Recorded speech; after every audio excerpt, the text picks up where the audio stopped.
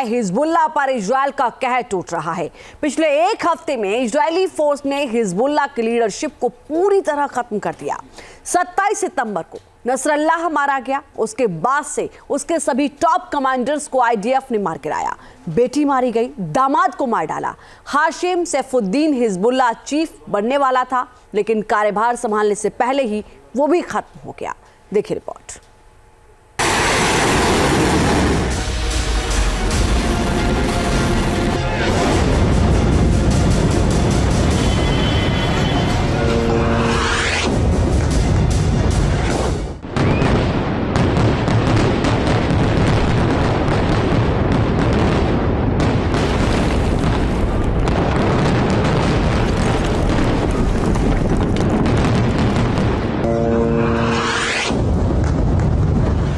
F-15 से बमबारी,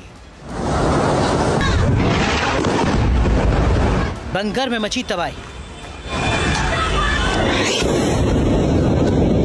F-16 ने बरसाई मिसाइल।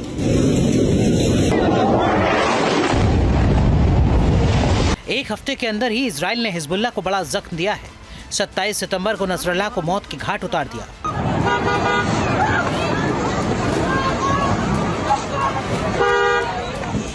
तो उसके एक हफ्ते बाद ही हिजबुल्लाह के नए चीफ हाशिम सैफुद्दीन को मौत की घाट उतार दिया।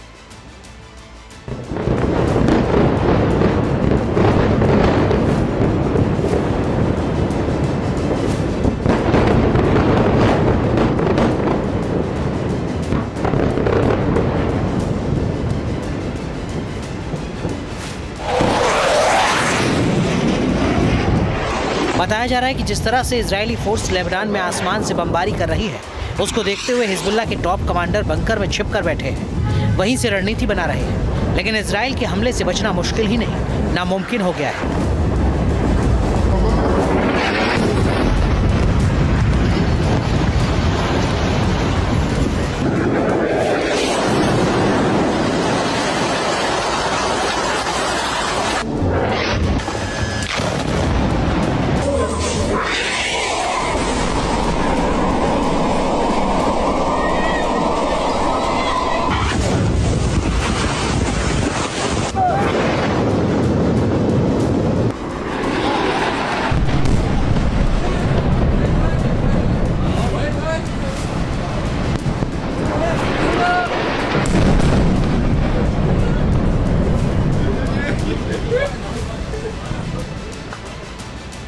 आईडीएफ ने बैरूत में बमबारी करके पूरे इलाके को धुआं कर दिया। इजराइल ने यह हमला बैरूत के दही उपनगर में किया था।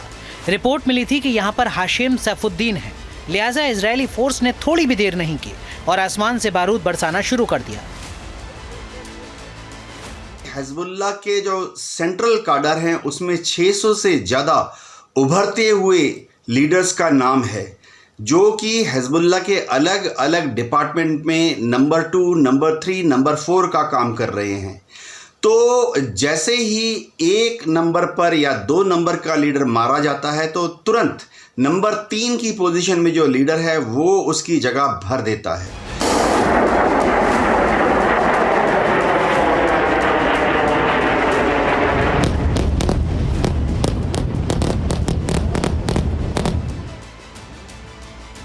नसरल्लाह के मारे जाने के बाद हाशिम सैफुद्दीन को हिजबुल्लाह का चीफ बनाया गया था।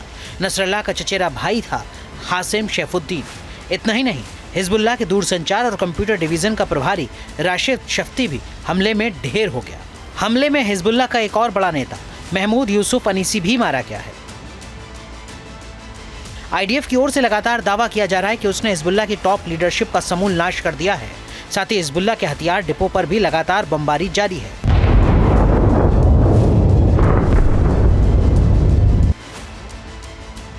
शुक्रवार की सुबह हुए इस हमले से हिजबुल्लाह दहल उठा है। इजराइल के इस घातक प्रहार ने हिजबुल्लाह की रूह को कपा दिया है।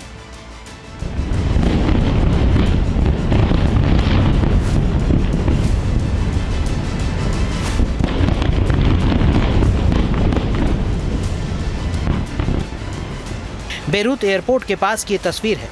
जिस वक्त ये धमाका हुआ उससे ठीक पहले बेरूत एयरपोर्ट पर 2 अलग अलग देशों की एयरलाइंस के विमानों ने एयरपोर्ट पर लैंड किया था। ब्लास्ट कितना तेज था इस बात से अंदाजा लगा सकते हैं कि एयरपोर्ट के करीब 7 किलोमीटर दूर सिन एल फिल इलाके तक इसकी आवाज सुनाई दी।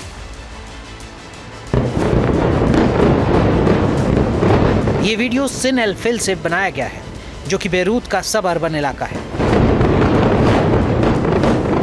इजराइल के बड़े अफसरों ने जैसी प्लानिंग की, नेतन्याहू ने जैसा ऑर्डर दिया, इजराइल के एयरफोर्स के पायलट्स ने उसको बखूबी अंजाम दिया।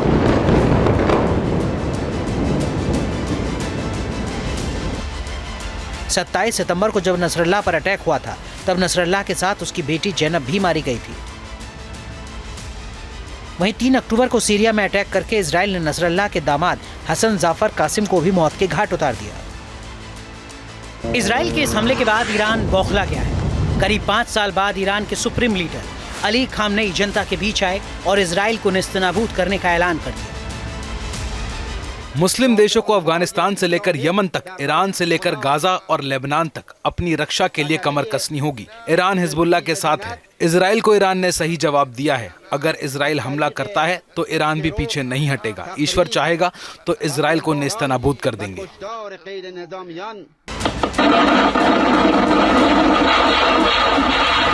ये 27 सितंबर का वो वीडियो है जब नसरल्लाह को इजराइल ने टारगेट किया था। यही वो साइट है जहां पर नसरल्लाह छिपा था, जहां बमबारी करके इजराइल ने नसरल्लाह के साथ उसके 20 कमांडर को भी मौत के घाट उतारा था। जाहिर है नेतन्याहू ने हिजबुल्लाह के खात्मे की जो कसम खाई थी, उसको आईडीएफ अमली जामा पहना रहा है और ये काम बदस्तूर जारी है।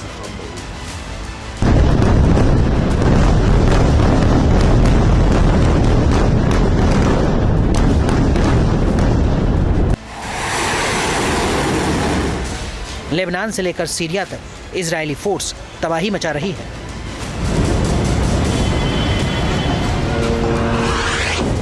F-15 से बमबारी, बंकर में मची तबाही, F-16 ने बरसाई मिसाइल।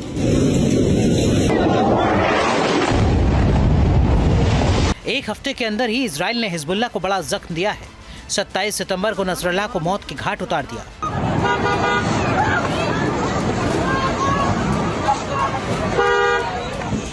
तो उसके एक हफ्ते बाद ही हिजबुल्लाह के नए चीफ हाशिम सैफुद्दीन को मौत के घाट उतार दिया।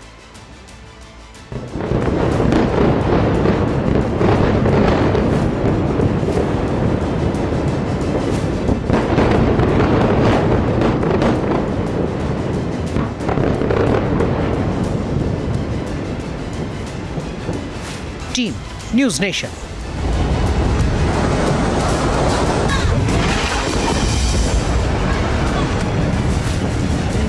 न्यूज नेशन अब व्हाट्सएप पर।